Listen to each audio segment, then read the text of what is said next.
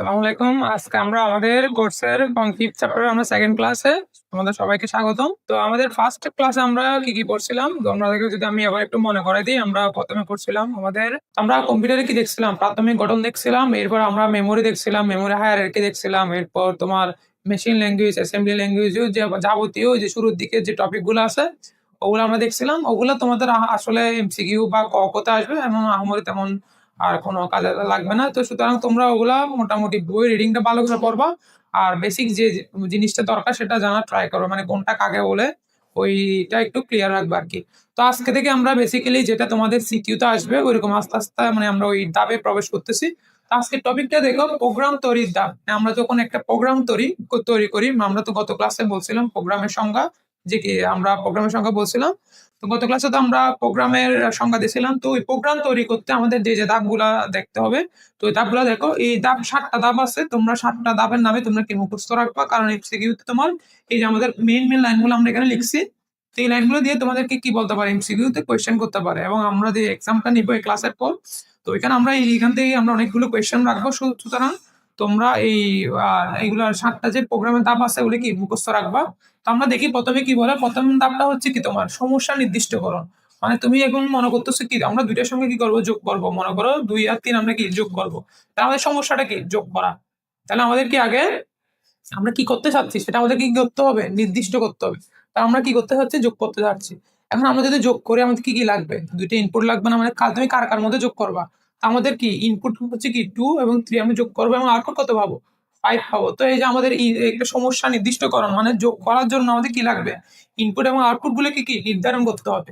তাহলে সমস্যা নির্দিষ্টকরণের মানে হচ্ছে কি আমাদের ইনপুট আউটপুট নির্ধারণ করা। তো তোমাদেরকে এই লাইনটা দিয়ে এমসিকিউতে কোয়েশ্চেন করবে যে কি এটা কোন ধাপের মধ্যে পড়তেছে, তাহলে তোমরা কি আনসার দিবা, সমস্যা নির্দিষ্ট করো। এরপরটা ধাপ হচ্ছে সমস্যা বিশ্লেষণ। এটা একটু দেখো মনোযোগ দিয়ে।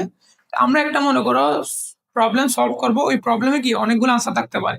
মনে করো এটা একটা এ স্থান আর এটা হচ্ছে কি বি, মানে দুটো জায়গা।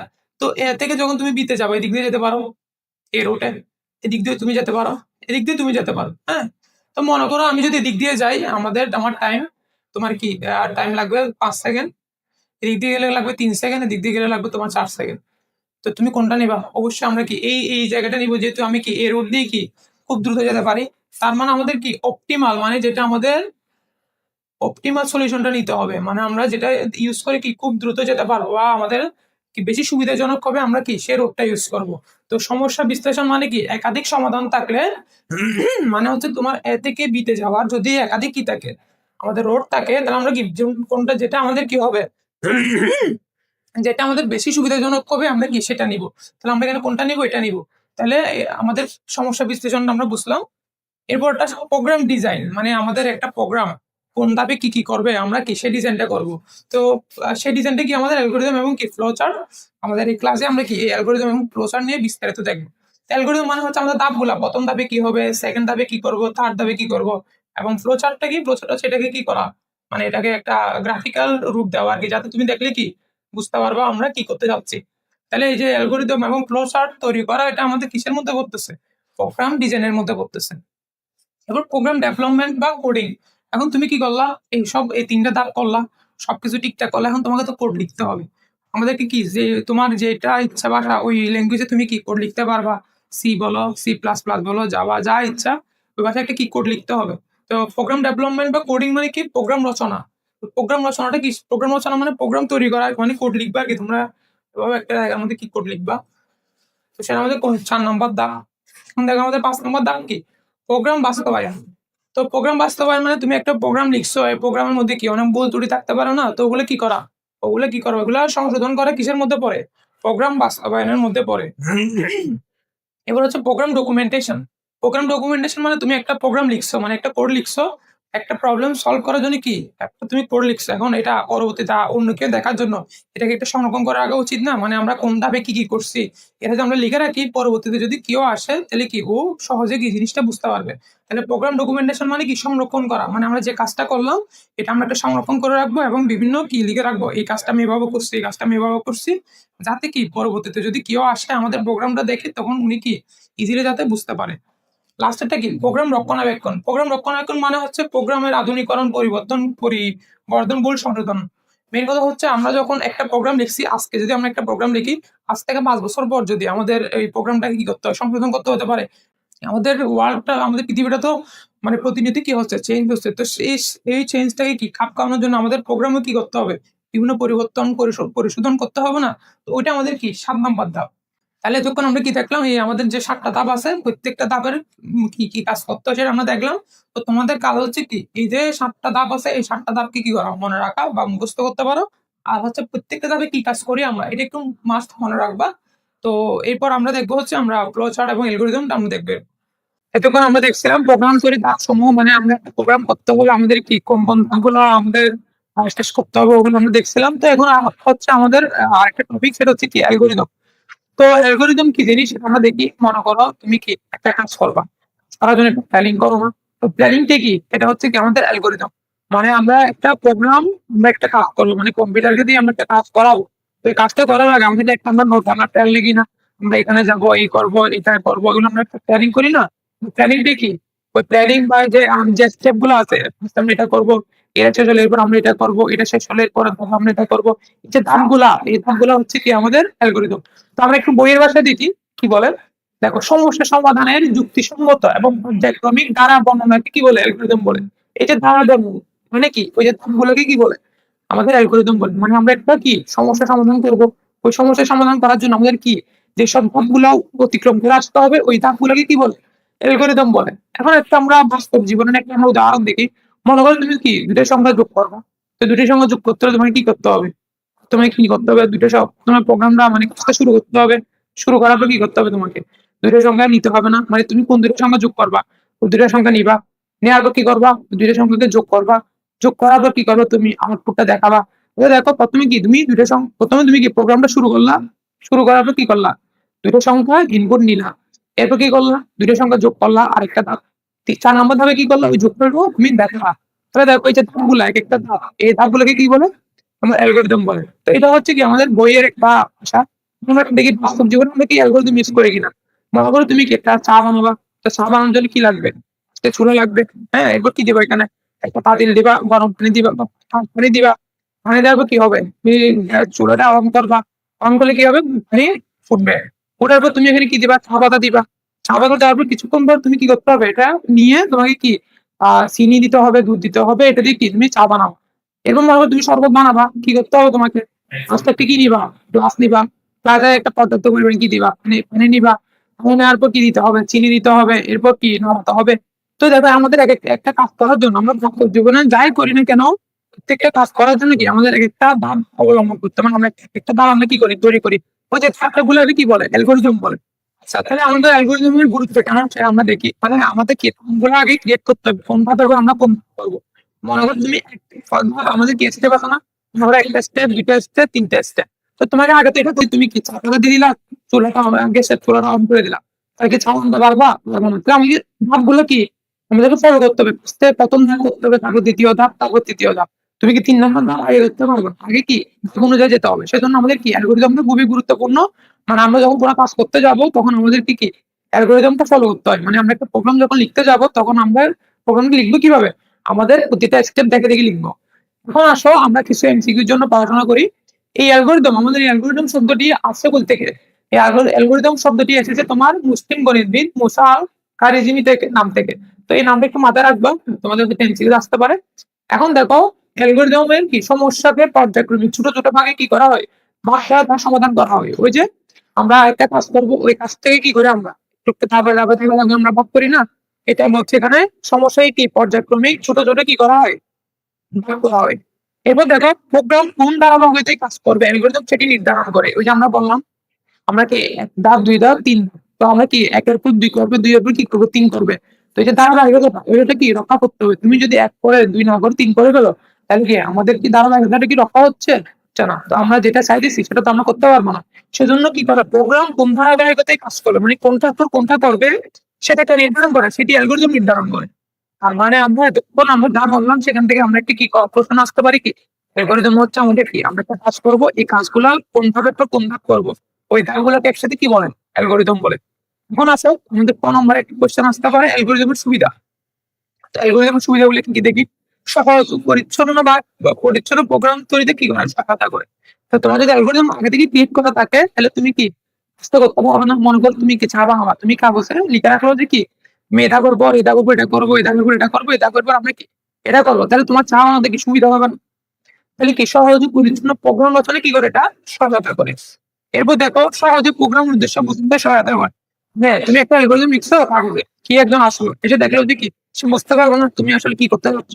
তাহলে কি সহজে প্রোগ্রামের উদ্দেশ্য বুঝতে কি করে সহায়তা করে। তো 3 নম্বরটা কি প্রোগ্রামের ভুল নির্ণয়ে কি করে সহায়তা করে। এবং 4 নম্বরটা কি সহায়তা এবং সংক্ষেপে জটিল প্রোগ্রামকে লিখতে সহায়তা করে। মানে আমাদের একটা কাজ খুবই জটিল হবে কিন্তু আমরা যদি ধাপে ধাপে ধাপে ধাপে দেখে দেখে করি আস্তে আস্তে, তাহলে আমাদের কি ওই প্রোগ্রামটাকে বুঝতে আমাদের কি করবে সহায়তা করবে। তাহলে আমাদের ওভারঅল যদি আমরা বলি আমাদের বাস্তব জীবনে আমরা যতই কাজ করি প্রত্যেকটা কাজকে আমরা একটা স্টেপে স্টেপে করি, ওই স্টেপ গুলো সবগুলা কি তোমার মানে সবগুলো স্টেপকে কি বলে অ্যালগরিদম বলে। আমরা এখন অ্যালগরিদম পড়ছিলাম, এখন দেখো আমরা একটা এক্সাম্পল নিবো অ্যালগরিদম। মানে আমরা আগে তো বলছিলাম যে আমরা এখন যখন একটা প্রবলেম সলভ করবো ওই প্রবলেমের কি প্রত্যেকটা ধাপগুলোকে কি বলে অ্যালগরিদম বলে। তো আমাদের উদাহরণ হচ্ছে কি একটা ত্রিভুজের ক্ষেত্রফল নির্ণয়ের জন্য কি অ্যালগরিদম নির্ণয় করা। এখন মনে করো তোমাকে আমি যদি বলি একটা ত্রিভুজের ক্ষেত্রফল নির্ণয় করো, তো তুমি আমার থেকে কি জিজ্ঞেস করবা ওই ত্রিভুজের কি ভূমি এবং উচ্চতা কি হবে সেটা আমাকে জিজ্ঞেস করবা। আমি তোমাকে কি বলবো ভূমি এবং উচ্চতা তোমাকে আমি দিয়ে দিব, তার মানে আমি কি ভূমি এবং উচ্চতা তোমাকে দিয়ে দিলাম ইনপুট। এখন তুমি কি করবা ত্রিভুজের ক্ষেত্রফলের সূত্র লিখবা, সূত্রটা কি হবে হাফ ইন্টু ভূমি ইন্টু উচ্চতা। এটা লেখার পর তুমি কি করবে ওই যে আমার মানগুলো এখানে বসাবা, বসে তুমি কি একটা আনসার পাবা।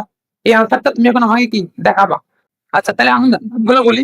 আচ্ছা তুমি কি শুরু করবো তোমার কাজটা, শুরু করার পর তুমি কি করবো আমার থেকে কি ত্রিভুজের ভূমি এবং উচ্চতাটা নিবে, ইনপুট নিবে আমার থেকে জিজ্ঞেস করবো যে ভূমি এবং উচ্চতাটা কি। এরপর তুমি কি সূত্রটা লিখবে, সূত্র লেখার পর এখানে ওই যে মানগুলো বসাবা, মানগুলো বসানোর পর কি তুমি একটা আউটপুট পাবো, তুমি উত্তরটা পাবো, আনসারটা পাবো।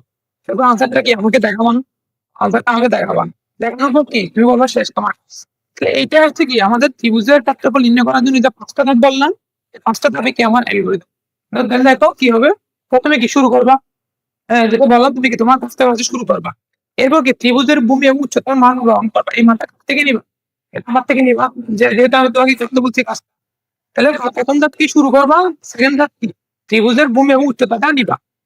3 নম্বর ধাপ কি এই যে এক ক্ষেত্রফল, এই যে ক্ষেত্রফলের সূত্রটা মতো জানা লাগতো। তুমি যদি ক্ষেত্রফলের সূত্র না জানো তাহলে তুমি কেমনে ক্ষেত্রফল বের করবা।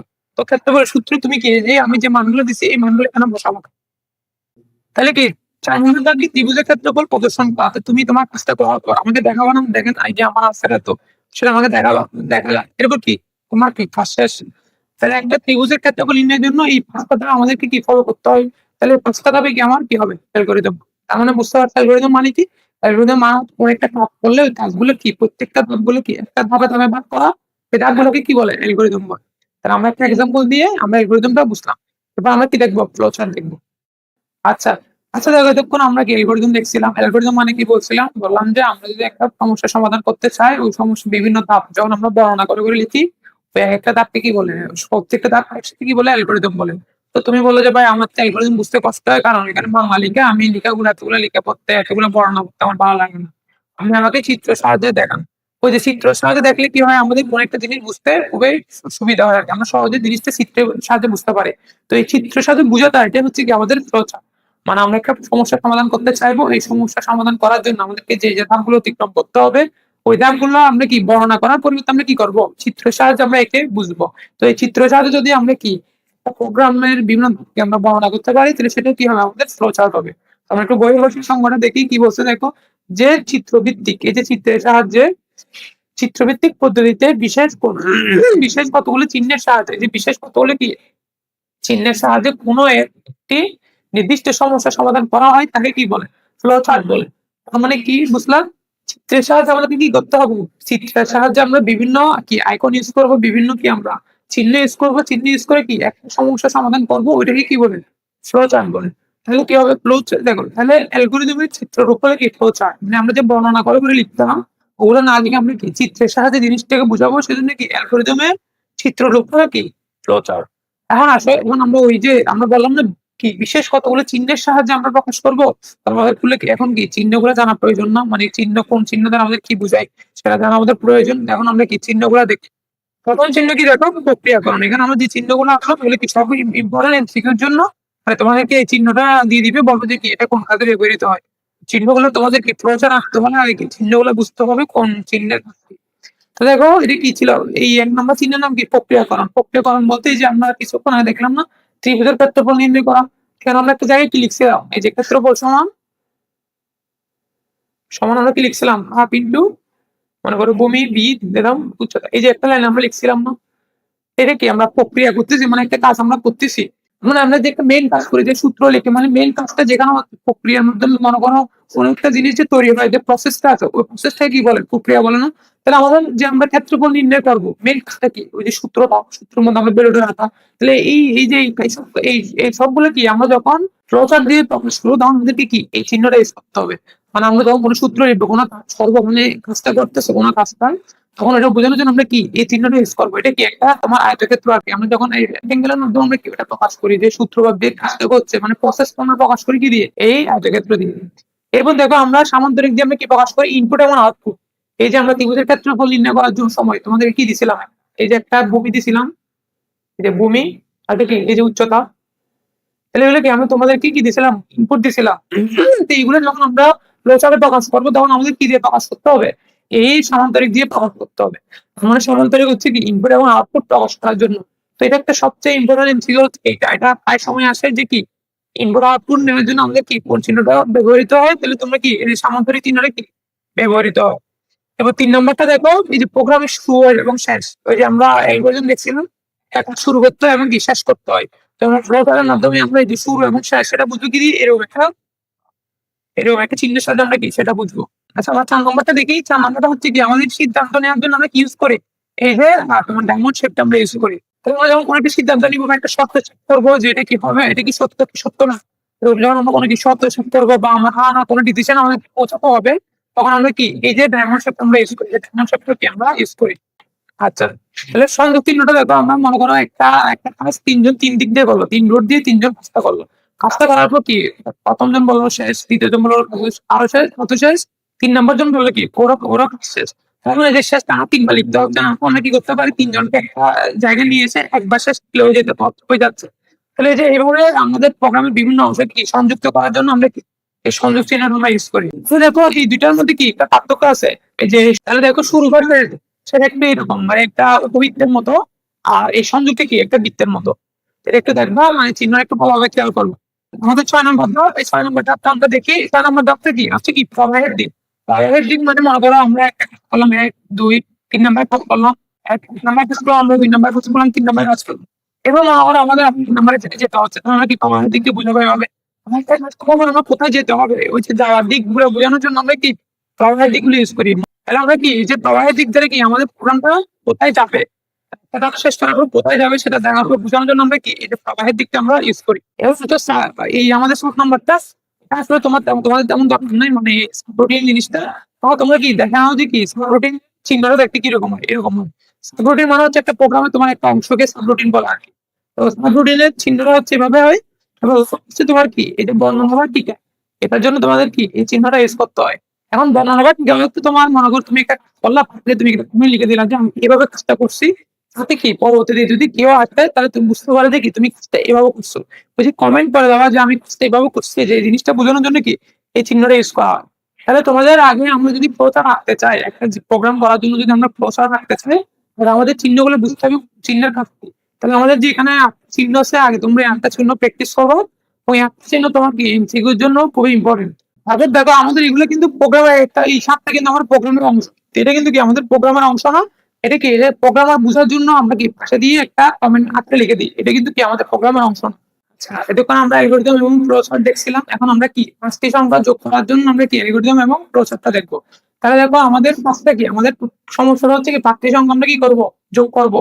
তো প্রথমে আমরা কি করতে হবে, অনেক কি করতে হবে অ্যালগরিদমের ধাপ অনেক কি শুরু করতে হবে আমাদের। শুরুতে কি 5টা সংখ্যা আমাদের কি নিতে হবে, ইনপুট নিতে হবে। তৃতীয় কি হবে 5টি সংখ্যা আমাদের কি কি যোগ করতে হবে। পরে কি হবে আমাদের কি যোগফলটা পজিটিভ প্রদর্শন করতে হবে। আর ধাপ 5 কি আমাদের কাজটা শেষ হবে। তার মানে আমরা প্রথমে কি করবো আমাদের কাজটা আমরা শুরু করবো কাজটা, হ্যাঁ। এবার কি আমাদের 5টা সংখ্যা এই যে আমাদের 5টা সংখ্যা এ বি সি ই ই, আমাদের 5টা সংখ্যা কি করতে হবে নিতে হবে। এরপর কি আমাদের যোগ করতে হবে, যোগ করার জন্য যোগটা করতে আমাদের তো কোথাও না কোথাও রাখতে হবে। আমরা কি নিব এস এর মধ্যে আমরা যোগটা রাখবো, এই দেখো A plus B plus C plus D plus E.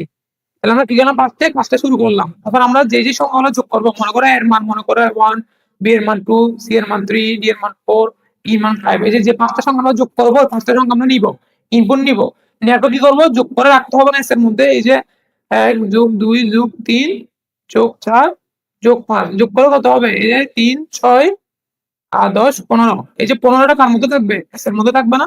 তাহলে আমরা কি করবো, শুরু করবো কাজটা। শুরু করার পর কি করবো, আমাদের পাঁচটা সংখ্যা ইনপুট নিব, নেওয়ার পর সেটা যোগ করবো। যোগ করার পর আমাদের কি, যে 15 আসে না, সে যোগ করে কি করতে হবে, আমাদেরকে দেখাতে হবে।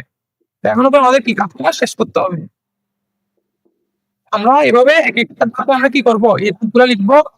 আমরা সমস্যাটা কি, আমাদের পাঁচটি সংখ্যা যোগ করার জন্য কি অ্যালগরিদম। অ্যালগরিদম কি হবে, প্রথমে শুরু করতে হবে, পাঁচটা সংখ্যা নিতে হবে, যোগ করতে হবে, যোগ করলে দেখাতে হবে এবং কাজটা কি শেষ করতে হবে। এরপর আসো আমরা এই অ্যালগরিদমের জন্য আমরা কি প্রচারটা কিভাবে আঁকবো সেটা দেখি। তাহলে আমরা ফার্স্টে কি শুরু করতে হবে, আমরা শুরুর জন্য কি চিহ্ন দেখছিলাম, এই যে চিহ্নটা দেখছিলাম শুরু করার জন্য। তাহলে আমাদেরকে কি, তোমরা ইংলিশে লিখতে পারো, বাংলা লিখতে পারো, তো ইংলিশে লিখা বলে আমরা কি শুরু করলাম স্টার্ট। পাঁচটির সঙ্গে আমাদের কি নিতে হবে, ইনপুট নিতে হবে না। তো আমরা কি শিখছিলাম, ইনপুট নেওয়ার জন্য আমরা কি এই যে এটা শিখছিলাম, সমান্তরিক শিখছিলাম আমরা ইনপুট নেওয়ার জন্য। এই যে চিহ্নটা দেখাতে হবে যে আমরা এই ধাপের পর আমরা কি এ ধাপে আসলাম, এটা বলতে হবে। এবার আমাদের কি ইনপুট নেওয়ার জন্য কি করতে হবে, আমাদের সমান্তরিক চিহ্ন দিতে হবে। তাহলে আমরা কি লিখবো, ইনপুট কি পাঁচটা সংখ্যা ইনপুট নিতে হবে না আমাদেরকে যোগ করার জন্য, input A B C D এবং কি ই। পাঁচটা সংখ্যা আমরা কি নিলাম, ইনপুট নিলাম। এবার এই যে পাঁচটা সংখ্যা আমাদের যোগ করতে হবে না, এই যে আমাদের যোগ করার জন্য এই যে আমরা কি করব, পাঁচটা সংখ্যা যোগ করব। হ্যাঁ, এটা আমাদেরকে দেখাতে হবে। আমাদের এটি কি, এটা একটা আমরা কি প্রক্রিয়াকরণ না, মানে এটা কি আমরা প্রসেস না, মানে এটা সূত্র লিখলাম না আমরা। তো আমরা কি বলছিলাম, প্রক্রিয়াকরণের জন্য আমরা কি ইউজ করবো, এই যে আমরা আয়তক্ষেত্র ইউজ করবো। তাহলে আমাদের কি হবে, এস সমান A plus B plus C D plus E. আমরা কি একটা আয়তক্ষেত্র আমরা ইউজ করবো, এটা মানে সমান ভাবে আঁকবো, আয়তক্ষেত্র ইউজ করবো। এরপর কি আমাদের শুরু করলাম, ইনপুট নিলাম, কাজটা করলাম, যুক্তটা করলাম। যুক্তটা করার পর আমাদেরকে যুক্তটা দেখাতে হবে। তো দেখানো মানে কি, আমাদেরকে আউটপুট দেখানো। তো আউটপুটের জন্য আমরা কি ইউজ করি, তোমার সামান্তরিক ইউজ করি। আমরা আউটপুটটা দেখি, আউটপুট। তাহলে আউটপুটে কি আমাদেরকে প্রিন্ট করতে হবে, কাকে, এই প্রিন্ট করতে হবে আমাদের আজকে। কারণ কি এর মধ্যে তো আমাদের কি আছে, ওই যে 15টা আছে, এটা যোগ আমি এর মধ্যে রাখছিলাম না যোগফলটা। তো এই যোগফলটা আমাদের কি দেখাতে হবে। তার মানে আমাদের কি শুরু করলাম, ইনপুট নিলাম, যোগ করলাম, দেখালাম, এই কি কাজটা শেষ করতে হবে না। শেষ করার জন্য আমাদের কি করতে হবে, এই চিহ্নটা দিতে হবে শেষের জন্য। আমরা শেষের জন্য কি এই চিহ্নটা দিব, এই শেষ করলাম, এন্ড লিখলাম। তার মানে দেখো আমাদের পাঁচটি সংখ্যা যোগ করার জন্য আমরা অ্যালগরিদমটা দেখলাম। তুমি কি শুরু করতে হবে, পাঁচটি সংখ্যা নিতে হবে, যোগ করতে হবে, যোগফলটা দেখাতে হবে, এবার কি শেষ করতে হবে। ঠিক সেম ভাবে দেখো শুরুর জন্য আমরা কি চিহ্ন ইউজ করি, এই চিহ্নটা। এটা কি পাঁচটি সংখ্যা নেওয়া মানে কি ইনপুট নেওয়া, ইনপুটের জন্য কি চিহ্ন, এটা আমাদের সমান্তরিক চিহ্ন। এরপর যোগ করা মানে এটা একটি প্রক্রিয়া না, এই প্রক্রিয়া করার জন্য আমরা কি ইউজ করি, এই যে আয়তক্ষেত্র ইউজ করি। এরপর যোগফল ছাপে মানে যোগফল প্রদর্শন করি। প্রদর্শন করা মানে কি আউটপুটে দেখানো, আউটপুটের জন্য আমরা কি চিহ্ন ইউজ করি, এই যে তোমার আমরা সামান্তরিক চিহ্ন ইউজ করি। এরপর শেষের জন্য আমরা কি এটা ইউজ করি। তারপর আমরা অ্যালগরিদম এবং ফ্লো দুইটাই আমরা দেখলাম এইটার জন্য। এরপর আমরা এরপর তোমাদের পরীক্ষার জন্য আরেকটা খুবই গুরুত্বপূর্ণ প্রশ্ন হচ্ছে কি, ক নম্বর আসতে পারে অ্যালগরিদম এবং কি ফ্লোচার্টের মধ্যে পার্থক্য। এতক্ষণ তোমরা অ্যালগরিদম দেখলাম, ফার্স্টে আমরা ফ্লোচার্ট দেখলাম। তো এই আনসারটা তোমাদের পাওয়া উচিত। তাহলে আমরা দেখি, তাহলে অ্যালগরিদমটা কি, আমরা একটা বর্ণনার মাধ্যমে লিখলাম না, একটা লিখলাম না বর্ণনার মাধ্যমে, এটা কি ফ্লোচার্টটা কি আমরা চিত্রের মাধ্যমে দেখালাম। তাহলে আমাদের একটা পার্থক্য পেয়ে গেলাম কি, অ্যালগরিদম হচ্ছে আমাদের কি লিখিত প্রোগ্রাম, মানে লিখিত ধাপগুলা আমাদের একটা ধাপকে যখন আমরা লিখিত ভাবে প্রকাশ করি সেটা কি আমাদের অ্যালগরিদম। যখন আমরা চিত্রের সাহায্যে প্রকাশ করি সেটা আমাদের কি, ধাপগুলোকে যখন আমরা চিত্রের সাহায্যে প্রকাশ করি সেটাকে কি বলে, ফ্লো চার্ট বলে। আর আরেকটা হচ্ছে কি, আমাদের অ্যালগরিদমটা কি লিখিত রূপ, না আমাদের ধাপগুলো কি একটা লিখিত রূপ হচ্ছে কি আমার অ্যালগরিদমটা, এবং সেটা চিত্র নির্ভর বা চিত্রায়িত রূপ কোনটা, আমাদের ফ্লো চার্টটা। এরপর আমাদের অ্যালগরিদমটা কি, আমাদের পড়তে অনেক টাইম লাগতেছে না, আমরা বুঝতে একটু সময় লাগে না। কিন্তু দেখো আমাদের ফ্লো চার্ট দেখলে বুঝতে পারি, মানে এটা দেখতে আমাদের কি সময় বেশি, আমাদের এটা বুঝতে সময় বেশি লাগে থেকে আমাদের বুঝতে সময় কম লাগে। এরপর দেখো আমাদের প্রোগ্রামের ধাপ, যে ধাপ 1, ধাপ 2, ধাপ 3 কোন ধাপের কোন, সেটা এখান থেকে বুঝতে একটু কষ্ট হতে পারে। কিন্তু দেখো এখানে কিন্তু ইজিলি বোঝাতে যে তীর চিহ্ন দিয়ে আমরা বুঝাতেছি কি প্রথম ধাপ এটা, দ্বিতীয় ধাপ এটা, তৃতীয় ধাপ এটা, চতুর্থ ধাপ এটা। এভাবে আমাদের কি বুঝতে সুবিধা হয় ধাপগুলা। আমরা চারটা তোমার পার্থক্য বললাম। আর দেখো এটাতে মূল খুঁজে বের করতে একটু কষ্ট, আমাদের কি কি এখানে প্রত্যেকটা লাইন কষ্ট হচ্ছে, যেখানে আমরা কি ইজিলি মূল খুঁজে বের করতে পারবো। তাহলে এখন আমাদের অ্যালগরিদম আমাদের বেসিকটা পড়লাম এবং কি প্রথমে বেসিকটা পড়লাম, বেসিক পড়ার পর আমরা কি এক্সাম্পলের সাহায্যে অ্যালগরিদম কি জিনিস কি জিনিস আমরা বুঝলাম এবং এর পার্থক্য দেখলাম। তো এরপর আমরা আর কয়েকটা 5-6টা প্র্যাকটিস প্রবলেম করবো, ওগুলোর মাধ্যমে কি তোমরা আরো বুঝতে পারবে কিভাবে অ্যালগরিদম লিখতে হয়, কিভাবে কি প্রচার লিখতে হয়। আচ্ছা, তাহলে আমরা দেখবো আমরা আরেকটা প্রবলেম নিয়ে এসেছি, দেখি সেন্টিগ্রেড তাপমাত্রা থেকে ফারেনহাইট তাপমাত্রা রূপান্তরের জন্য কি অ্যালগরিদম এবং প্রচার। তাহলে আমরা দেখো প্রথম আমাদের কি করতে হবে, আমাদের শুরু করতে হবে, আমাদের কি শুরু করতে হবে। হ্যাঁ, এবার দেখো শুরুতে কি হবে তোমার, আমাদের কোনটাকে নিয়ে যাবো, সেন্টিগ্রেড তাপমাত্রা কিছু নিয়ে যাবো, ফারেনহাইট নিয়ে যাবো। তার মানে আমরা সেন্টিগ্রেড কে কোথায় ফারেনহাইটে নিয়ে যাবো। তো নিয়ে যেতে হলে আমাকে সেন্টিগ্রেড তাপমাত্রা জানা লাগবে না। তাহলে কি লিখবো, ইনপুট হিসাবে, ইনপুট হিসাবে কি সি নি। হ্যাঁ, আমাদের ইনপুট হিসাবে আমাদের কি সেন্টিগ্রেড তাপমাত্রাকে নিতে হবে। এবার ধাপ 3, ধাপ 3 কি হবে আমাদের, আমরা শুরু করলাম সেন্টিগ্রেড তাপমাত্রাকে নিলাম, এখন সেন্টিগ্রেড তাপমাত্রা থেকে ফারেনহাইটে নিয়ে যেতে হলে আমাকে সূত্রটা জানা লাগবে না, মানে সূত্র আমাদের কি জানা লাগবে, আমার সূত্রটা হবে কি 9 into C/5 প্লাস কি 32। এখন তোমাদের অনেকের প্রশ্ন হতে পারে সূত্রটা কিভাবে আসছে। তাহলে দেখো এই সূত্র আছে এখান থেকে, সেন্টিগ্রেড এবং ফারেনহাইট তাপমাত্রার সম্পর্ক হচ্ছে এখানে, মানে F-32 বেলেন, এই যে এখান থেকে যখন তুমি একের মান বের করবে এইভাবে, এবং সি প্রোগ্রামে গুণটাকে এভাবে দেখাতে হয়, গুণভাবে দেখাতে হয়। তাহলে আমাদের সূত্র হচ্ছে এটা, সূত্র হচ্ছে কি এটা।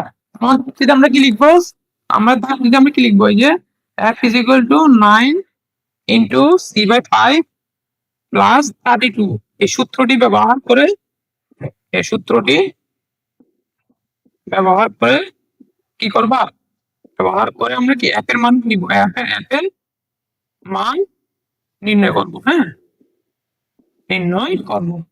তাহলে আমাদের কাজটা কি ছিল, সেন্টিগ্রেড তাপমাত্রা থেকে ফারেনহাইটে নিয়ে যাওয়া। তাহলে আমরা কি করলাম, শুরু করলাম ইনপুট হিসাবে সেন্টিগ্রেড তাপমাত্রাকে আমরা কি ইনপুট হিসাবে নিলাম। এরপর আমরা কি করলাম, সি মান বসে আমরা কি এই যে ফারেনহাইট তাপমাত্রা আমরা কি নির্ণয় করলাম। এরপর আমাদের ভাগ করে কি করতে হবে, ভাগ করে আমাদের এই যে ফারেনহাইট তাপমাত্রা আমরা বের করলাম সেটাকে কি দেখাতে হবে না।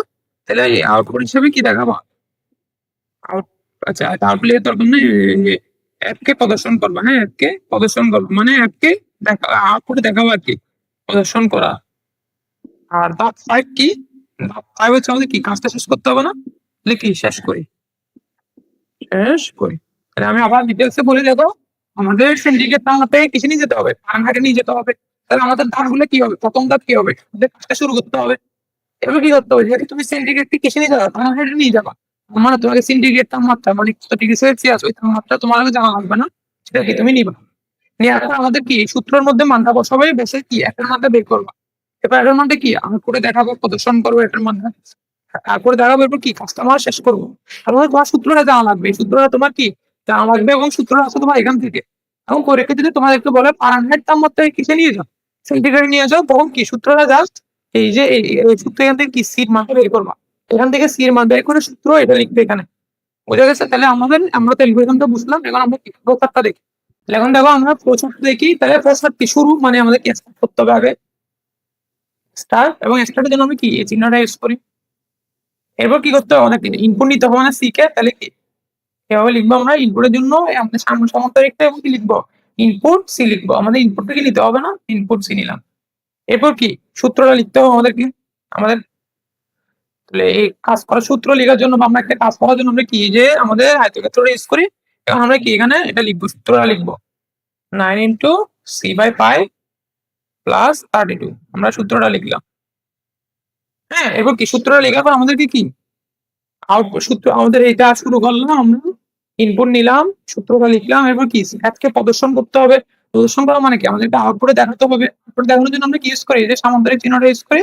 তাহলে কি লিখবো, প্রিন্ট, আউটপুট দেখাতে কি লিখতে হয়, প্রিন্ট লিখতে হয়। প্রিন্ট কি অ্যাপ, প্রিন্ট করলাম অ্যাপকে। এরপর কি আমাদের কাজটা শেষ করতে হবে না, এই যে আমরা লিখবো। তাহলে আমরা প্রত্যেকটা ধাপ আবার দেখি, আমরা সেন্টিগ্রেডকে কিসে নিয়ে যাবো, ফারেনহাইটে নিয়ে যাবো। এটা নেওয়ার জন্য আমাদের কি আগে সূত্রটা জানা লাগবে। ফার্স্টের কাজটি শুরু করবা, আমরা দেখালাম শুরু কেমন করে, ইনপুট সি নিবা, ইনপুট তারপর আমরা প্রচারে কিভাবে নিব, ইনপুট আমরা এই সামান্তরিক চিহ্নের সাহায্যে নিই। এবার কি সূত্রটা লিখবো, সূত্রটা আমরা এই যে সূত্র মানে কি প্রক্রিয়াকরণ, প্রক্রিয়াকরণ আমরা কিভাবে লিখি, তোমার এই যে আমরা আয়তক্ষেত্র দিয়ে দেখাই, রেক্টেঙ্গেল দিয়ে একটা দেখলাম, এককে প্রদর্শন করতে হবে, তোমার কাজটা শেষ, তুমি এখন কি আউটপুট দেয়, আউটপুটে দেখাবা না, প্রদর্শন করবা না, সেটা করার জন্য আমরা কি ইউজ করি, এই যে আমাদের সামান্তরিক চিহ্নটা ইউজ করি। এটা আমাদের কি কাজটা শেষের জন্য কি আমরা এটা এই চিহ্নটা ইউজ করি। তো এরকম তোমরা আরো কয়েকটা প্র্যাকটিস করতে হতো, তোমরা কি একটা প্রবলেম দিলে তোমরা সেটা অ্যালগরিদম এবং কি প্রসেসটা নিচ থেকে লিখতে পারো। আচ্ছা দেখো তাহলে আমাদের নেক্সট প্রবলেমটা কি, তিনটি ধনাত্মক পূর্ণ সংখ্যা বর্ণনের জন্য অ্যালগরিদম এবং কি ফ্লোচার্ট। তো তিনটা ধনাত্মক পূর্ণ সংখ্যা মনে করো আমার এ বি এবং সি, এই তিনটা আমরা কি নিতে আমার এই তিনটা কি করবো আমরা তোমার গড় বের করবো। তো এর মধ্যে আমরা মনে করি ফার্স্টে রাখলাম বি এর মানে আমরা মনে করি এভাবে লিখলাম এ সমান 5, বি সমান 6 আর সি সমান কত 7। তাহলে আমরা ধনাত্মক তিনটা পূর্ণ সংখ্যা নিলাম। তাহলে আমাদের গড় বের করার জন্য আগে কি করতে হবে, তিনটাকে যোগ করে 3 দিয়ে ভাগ করতে হবে না। মানে আমাদের সংখ্যা যেহেতু তিনটা, তাহলে আগে আমাদেরকে তিনটাকে কি করতে হবে, যোগ করতে হবে। যোগ করে কয় দিয়ে কত দিয়ে ভাগ দিব, যেহেতু তিনটা সংখ্যা 3 দিয়ে ভাগ দিব, এটা আমার কি হবে গড় হবে। মানে আমার কাজটা হচ্ছে এটা। এটাকে আমরা এখন কি অ্যালগরিদম এবং ফ্লোচার্টের মাধ্যমে আমরা দেখবো।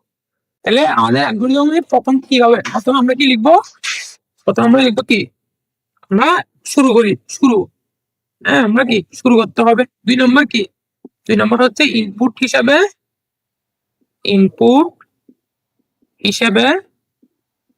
এ বি সি চলকের মান নি, চলকের মান নি। মানে আমরা যে তিনটা সংখ্যা যোগ গড় বের করবো, তিনটা সংখ্যা দিতে হবে এবং নিতে হবে না এই যে এইভাবে এ সমান 5, এই যে তাহলে এর মধ্যে কি 5 এভাবে আমাদের কি চলকের মানগুলো আমাদের কি দিতে হবে। 3 নম্বর কি কাজ আমাদের, ওইগুলো কি তিনটা সংখ্যা কি করতে হবে, আমাদেরকে যোগ করতে হবে না। আমাদের কি তিনটে সংখ্যা কি করতে হবে, যোগ করতে হবে। তাহলে আমরা কি লিখবো এখন, আমরা যোগ করতে হবে না, এ বি সি চলকের মান, চলকের মান যোগ করে আমাদের কি এস এর মধ্যে রাখতে হবে, এস এর মধ্যে রাখি এস, এস চলকের মধ্যে রাখি, হ্যাঁ মধ্যে রাখি। মানে হচ্ছে তোমার এই যে এ বি সি তিনটা তুমি সংখ্যা নিলে, তাহলে এই তিনটা যোগ করে কোথায় রাখতে হবে না, তাহলে এস এর মধ্যে কি তিনটা সংখ্যা যোগ করে তিনটা কি যোগ করে রাখবো। তারপর কি 4 নম্বর তার কি হবে, ওদেরকে এই যে গড় বের করার জন্য কি করতে হবে, এই এস কে 3 দিয়ে ভাগ করতে হবে। তাহলে কি ফার্স্টে যোগ করে আমরা এর মধ্যে রাখলাম, এখন গড় করতে হবে, এটাকে কি ভাগ করতে হবে না 3 দিয়ে। তাহলে আমরা কি গড় নির্ণয়ের জন্য আজকে 3 দিয়ে ভাগ করে কোথায় এক্স চলকে রাখি, মানে কোথাও তো রাখতে হবে, এক্স চলকে রাখি। মানে হচ্ছে তুমি কি করলা, এই যে তুমি এ বি মনে করো এই যে এ বি সি তিনটা যোগ করছো, যোগ করে এদের মধ্যে এখন গড় বের করার জন্য এক্স আমরা কি লিখবো, এস ভাগ 3 লিখবো না। মানে আজকে কি 3 দিয়ে ভাগ করতে হবে না, তাহলে আমাদের কি গড় নির্ণয়ের জন্য কি আজকে 3 দিয়ে ভাগ করে এক্স এর মধ্যে রাখছি। প্রথমবার কি হবে আমাদের, এই যে এক্স কে কি করতে প্রদর্শন করতে হবে না, আমার পরে দেখাতে হবে না, এটা তো আমার আশা। আমাকে কি বের করতে হচ্ছে, গড় নির্ণয় করতে হচ্ছে, তাহলে গড়কে এক্স কে দেবো আমার, এক্স কে কি প্রদর্শন করি 6 নম্বর কি আমার কাজ শেষ। তাহলে দেখো আমরা জিনিসটা আবার দেখি যে আমাদের কি শুরু করতে হবে, আমরা শুরু করলাম ইনপুট নিলাম। দেখো এখানে আমরা কি দুইটা কাজ করছি, তুমি ছেলে কি এই দুইটা কাজ একসাথে করতে পারো, মানে তুমি এক সমান ব্যবহার করতে পারো আর কি, plus B plus C by 3। তাহলে আমরা যেহেতু বলছিলাম অ্যালগরিদম কি আমাদের ধাপে ধাপে করা, আমরা কি করলাম আগে এই ধাপটাকে দেখালাম, তাহলে আমরা পুরো ধাপটাকে আমরা দেখালাম। তো ধাপে ধাপে করলে কি তোমার আলোচনার বুঝতে কি সুবিধা হয়। আমরা দেখি ফার্স্টে আমরা শুরু করছি, এরপর ইনপুট হিসেবে কি এ বি সি নিলাম, এই যে নিলাম। এরপর কি তারপর আমাদের কি যোগফল বের করতে হবে, মানে আমাদেরকে ফার্স্টে এই কাজটা করতে হবে, যোগফল বের করতে হবে। আমরা যোগফল করলাম, এবার যোগফল তারপর আমাদের কি গড় নির্ণয়ের জন্য আমাদেরকে কি করতে হবে, যোগফল 3 দিয়ে ভাগ করতে হবে না। গড় নির্ণয়ের জন্য আমরা কি যোগফলকে 3 দিয়ে করলাম। এবার আমাদের কাজটা কি গড় নির্ণয় করা, মানে আমাদের গড় নির্ণয় মেয়ে হচ্ছে কাজ কি গড় নির্ণয় করা। আমরা গড় নির্ণয় করলাম, করার পর এটাকে আমাদেরকে কি আউটপুটে দেখাতে হবে না, সেখানে থেকে আমরা আউটপুটে দেখালাম এবং কি কাজ আমরা শেষ করলাম। তাহলে আমাদের কি আমরা অ্যালগরিদমটা দেখলাম, এখন আমরা কি ফ্লোচার্টটা দেখবো। তাহলে এখন আমরা ফ্লোচার্টটা দেখি, হ্যাঁ তাহলে ফ্লোচার্টটা কি হবে, ফার্স্টে আমাদের দেখো আমাদের কি হবে, এটা আমাদের স্টার্ট করতে হবে আমাদেরকে ফার্স্টে। এরপর কি আমাদের স্টার্ট করার পর আমাদের ইনপুট গুলো নিতে হবে না। ইনপুট নেওয়ার জন্য আমরা কি ইউজ করি, এই যে আমরা রেক্টেঙ্গেল চিহ্নটা ইউজ করি, সরি আমাদের ইনপুট নেওয়ার জন্য আমরা কি সামান্তরিক চিহ্নটা ইউজ করি। তাহলে আমাদের ইনপুট কি তিনটা সংখ্যা, যেহেতু আমরা কি নিব ইনপুট হিসাবে এ কমা বি কমা সি নিব।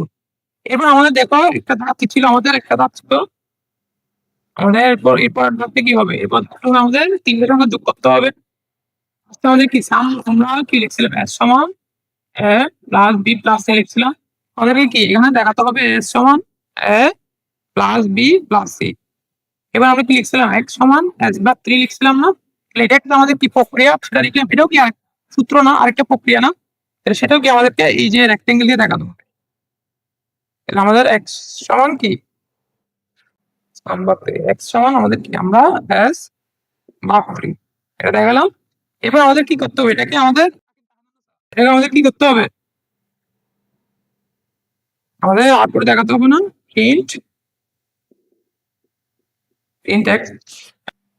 আমাদের কাজটা কি শেষ করতে হবে। তাহলে আমি আবার তোমাদেরকে প্রচারটা আমি আপনার বলি বুঝে দেখো। আমাদের কি আমাদের কি কাজটা শুরু করতে হবে, আমরা শুরু করলাম। এবার আমরা যেহেতু 3টা সংখ্যা যোগ করবো, আমরা ইনপুটটা নিলাম। এবার আমাদের এই যে আমরা যখন অ্যালগরিদম দেখছিলাম, আমাদের 3 নাম্বার ধাপে কি ছিল, আমাদের যোগ করে এর মধ্যে রাখতে হবে। তার মানে এই যে আমাদের এই কাজটা করতে হতো তখন 3 নাম্বার ধাপে অ্যালগরিদমের এটা কি একটা কাজ করা, সেটা আমাদের কি আমাদের এখানে তোমার রেক্টেঙ্গেলের মধ্যে রাখতে হবে, মানে আমাদের আয়তক্ষেত্রের মধ্যে এটা রাখতে হবে। আমাদের 4 নাম্বার ধাপ কি ছিল, 4 নাম্বার ছিল হচ্ছে যে আমাদের এক সমান হেসবাগ 3 ছিল, মানে আমাদের গড় নির্ণয়ের জন্য আমাদের কি করতে হতো, যোগফলটাকে 3 দিয়ে ভাগ করতে হতো। তাহলে এটা একটা মানে এটা একটা কি আমাদের প্রসেস, মানে এটা আমার একটা কি প্রক্রিয়াকরণ না? সেটাও কি করতে হবে আমাদেরকে এই যে রেক্টেঙ্গেল দিয়ে রাখতে হবে, মানে একশো দিয়ে আসবে। আমাদের প্রশ্ন কি ছিল গড় নির্ণয় করা, তাহলে আমরা কি গড় নির্ণয় করলাম, সেটাকে এখন আমাদের করে দেখাতে হবে না? তাহলে আমরা কি প্রিন্ট এক্স করলাম এবং কি আমাদের কাজটা শেষ করলাম। তাহলে এখন আমরা যখন অ্যালগরিদম এবং চার একটা প্রবলেম নিয়ে প্র্যাকটিস করছিলাম, এই যে এই 4টা প্রবলেম তোমরা প্র্যাকটিস করবো, এগুলো কি অ্যালগরিদম অ্যালগরিদম এবং কি ফ্লোচার্ট তোমরা প্র্যাকটিস করবে। এগুলা ফ্লোচার্ট তোমরা প্র্যাকটিস করবা। এই যে 3টি ধনাত্মক পূর্ণসংখ্যার যোগফল, বৃত্তের ক্ষেত্রফল নির্ণয়, ত্রিভুজের ক্ষেত্রফল নির্ণয় এবং কি বার্নহেট তাপমাত্রাকে সেন্টিগ্রেড তাপমাত্রা রূপান্তর। এই খুবই ইজি প্রবলেম, এগুলা কি তোমরা অ্যালগরিদম এবং ফ্লোচার্ট প্র্যাকটিস করবা। এরপর তো আমরা এখানে যা যা তোমরা করলাম, এই কোয়েশ্চেন তোমরা মুখস্থ করবে। 4টা কোয়েশ্চেন কি বই থেকে ভালোভাবে পড়ে নেবে এবং প্র্যাকটিস করবা। প্রথম কোয়েশ্চেনটা কি, প্রোগ্রাম তৈরির ধাপ সমূহ, যে 7টা ধাপ আছে ওই 7টা ধাপ পড়ে নিবা। অ্যালগরিদম কি এবং অ্যালগরিদমের সুবিধা, এটা 2 নাম্বারের জন্য আসতে পারে। এবং কি ফ্লো চার্ট কি, ফ্লো চার্টে ব্যবহৃত বিভিন্ন ধরনের প্রতীক, এই বিভিন্ন ধরনের কি ফ্লো চার্টে ব্যবহৃত কি বিভিন্ন ধরনের প্রতীকগুলো তোমরা কি জেনে নিবা। আর প্রতীকগুলো না জানলে তো তুমি ফ্লো চার্ট পারতে পারবে না। তো এটাও খুবই ইম্পর্টেন্ট, এমসিকিউ প্লাস 1 নম্বরের জন্য। এরপর কি ফ্লো চার্টের মধ্যে পার্থক্য, এটাও 2 নম্বরের জন্য আসে। মানে আমাদের এই ক্লাসের সামারিটা হচ্ছে আমরা এই কোয়েশ্চেন শিখবো আমরা এক্সামের জন্য। এবং কি আমরা ক্লাসের মধ্যে 2-3টা আমরা কি করলাম প্র্যাকটিস করলাম, ওগুলোর সাথে তোমরা কি এই ছাত্র কি করবা প্র্যাকটিস করবো। তো এটুকু আমাদের সাথে থাকার জন্য তোমাদেরকে অসংখ্য ধন্যবাদ। এবং তোমরা এই যে আমরা যে হোমওয়ার্কটা দিলাম, এই হোমওয়ার্কটা তোমরা কি এই হোমওয়ার্কটা তোমরা সলভ করবা। এগুলো সলভ করার পর তোমরা আমাদের যে ফেসবুক গ্রুপ আছে, গ্রুপের মধ্যে তোমরা কি পোস্ট করবে এগুলো। এবং তোমাদের যদি কোনো প্রবলেম হয় অবশ্যই আমাদেরকে গ্রুপে জানাবো। আর তোমরা সার্বক্ষণিক মেন্টরশিপ পাবো আমাদের পক্ষ থেকে। তো সবাইকে ধন্যবাদ, দেখা হবে পরবর্তী ক্লাসে। আল্লাহ হাফেজ।